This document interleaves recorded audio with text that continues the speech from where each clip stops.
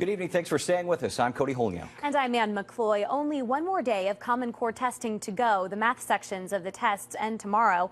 And although most students have been taking these exams, a growing number of students have instead opted out. Yeah, and some moms and dads are insisting that those opt-out numbers, as they're called, would be even higher had the process of refusing a test been easier.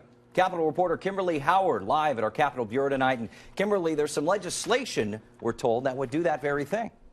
That's right, Cody and Ann. This is a bill that would allow parents to opt out through an email or even in person. They would no longer have to submit that formal letter to their district. Of course, not everyone is on board.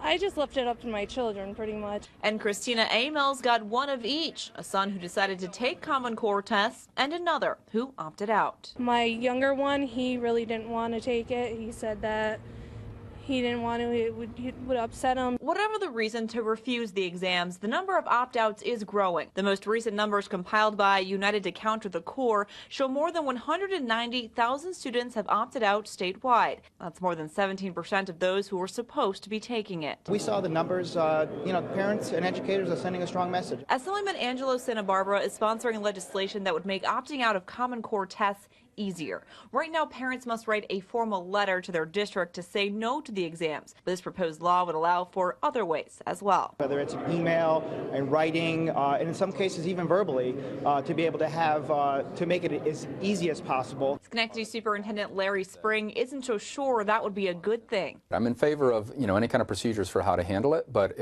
to me, legislation that makes it easier for kids to opt out sounds like it's in conflict with other existing policies. The bill would also require schools to offer alternative educational programs during the test. Right now, students can sit quietly and read if they opt out of the exam, but there's concern that some kids are sitting and doing nothing. They got to have something in place, some procedure in place to say if they're not going to take a test, we're going to have them do some other learning exercise. Whether or not you agree, there's also now a new place to speak your mind, a website lawmakers will be monitoring to listen to parents' concerns about education. Also students, I want students to get on this website, and I want to hear directly from them because they're there every day.